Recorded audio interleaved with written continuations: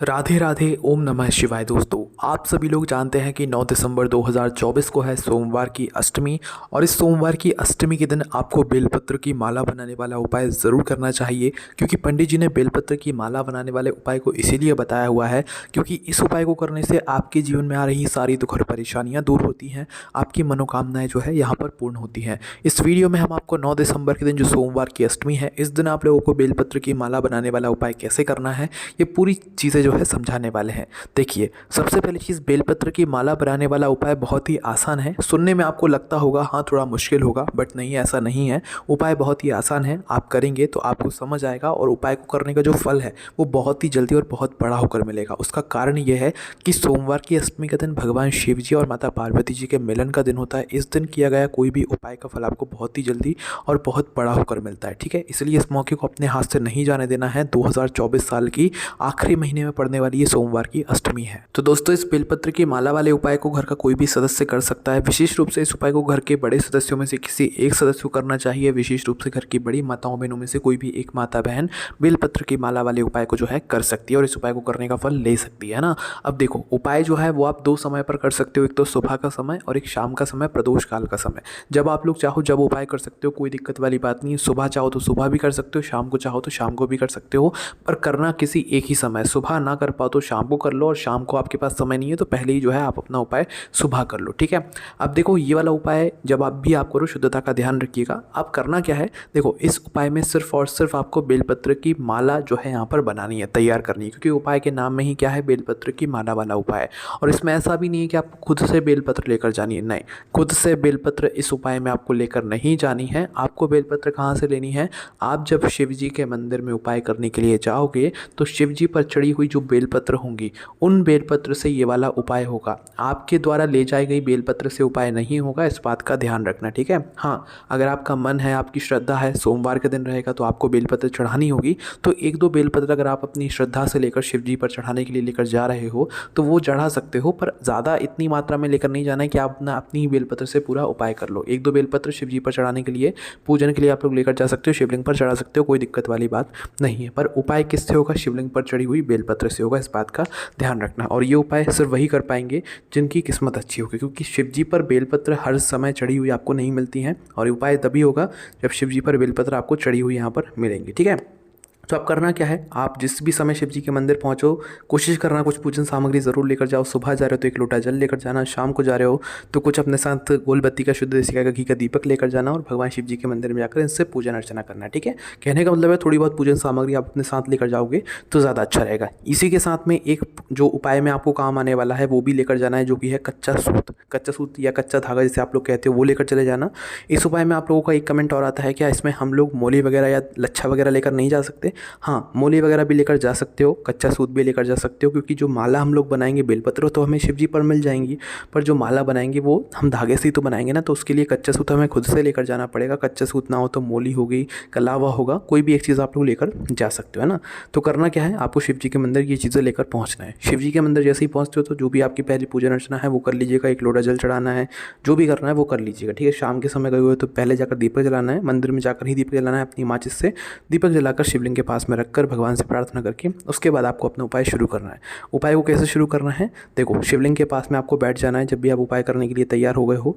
अब शिवलिंग के ऊपर सबसे पहले देखना है बेलपत्र चढ़ी हुई है कि नहीं। बेलपत्र चढ़ी है तभी आप उपाय कर सकते हो। तो शिवलिंग के ऊपर से आपको बेलपत्र उठाना है। कितनी बेलपत्र उठाना है, यहाँ पर आपको कम से कम जो है 11 बेलपत्र अगर आपको मिल जाती हैं तो बहुत अच्छी बात है। कम से कम 10-11 बेलपत्र अगर मिल जाएँ तो बहुत अच्छी बात है, आपको शिवलिंग के ऊपर से उठा लेनी है ना।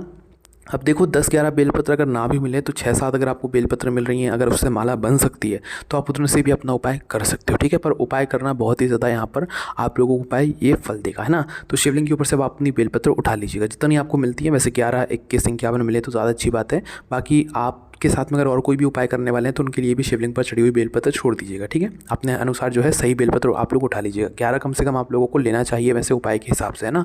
तो बेलपत्र उठा लीजिए। अब बेलपत्र उठाने के बाद माला बनाने की विधि क्या है वो ध्यान से समझो। देखो, माला आपको कैसे बनानी है, माला जो है सुई की मदद से नहीं बनानी, आपको मात्र कच्चा सूत आपको ज़रूर लेना है। कच्चा सूत के सहारे से आपको बेलपत्र की डंडी में कच्चा सूत बांधते बांधते जो है माला यहाँ पर बनानी है ना। उदाहरण के लिए आप लोग समझो कि आपने शिवलिंग के ऊपर से बेलपत्र उठाई, 11 उठा ली, 12 उठा ली, 13 उठा ली, 8 मिल गई, 9 मिल गई, जितनी बेलपत्र मिल गई उन्हें उठाकर एक साइड अलग रख लो। अलग रखने के बाद अब आपको करना क्या है, अपना कच्चा सूत निकाल लेना है। जितनी बड़ी आप लोग माला बनाना चाहते हो उतना बड़ा कच्चा सूत जो है आपको पहले से ही काट लेना है। ना काटो तो बाद में भी काट लेना, कोई दिक्कत वाली बात नहीं है। अब जो पहला छोर है उसमें थोड़ी सी जगह छोड़ो, और जगह छोड़ने के बाद अपनी एक बेलपत्र उठाओ, बेलपत्र की डंडी लो और डंडी में जो है आप लोग अपने कच्चे सूत को लपेटो। खुल रहा है बार बार तो आप एक गठान भी बांध सकते हो। फिर पहली बेलपत्र की डंडी में आपने कच्चा सूत बांधा, फिर थोड़ी सी जगह छोड़ो, दूसरी बेलपत्र उठाओ, दूसरी बेलपत्र की डंडी में भी आप लोग कच्चा सूत बांध दो। फिर थोड़ी सी जगह छोड़कर तीसरी बेलपत्र की डंडी में जो है आप लोग कच्चा सूत बांध दो। अगर खुल रहा है बार बार तो एक गठान भी बांध सकते हो, ठीक है।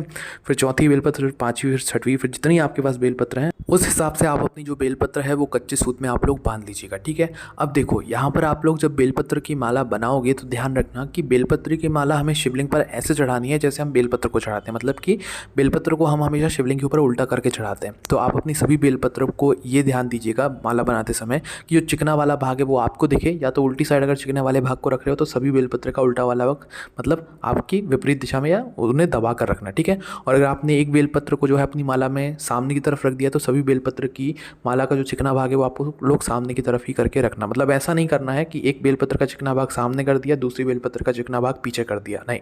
आपको बराबर बराबर जो है सभी मालाओं में जो मतलब बेलपत्र आपने लगाई हुई है उसका चिकना भाग या तो इस साइड करना है या तो उस साइड करना है, ठीक है, जिससे कि हम बेलपत्र की माला जो है वो सही तरीके से शिवलिंग पर चढ़ा सकें। तो अपनी इस तरीके से बेलपत्र की माला तैयार कीजिएगा। जैसे ही आपकी सभी बेलपत्र लग जाती हैं कच्चे सूत में, आप अपना दूसरा छोर तोड़ लीजिएगा और तोड़ने के बाद एक दूसरे के छोर को जो है मिला दीजिएगा, मतलब बांध दीजिएगा, और आपकी ये बेलपत्र की माला जो है यहाँ पर तैयार हो जाती है ना।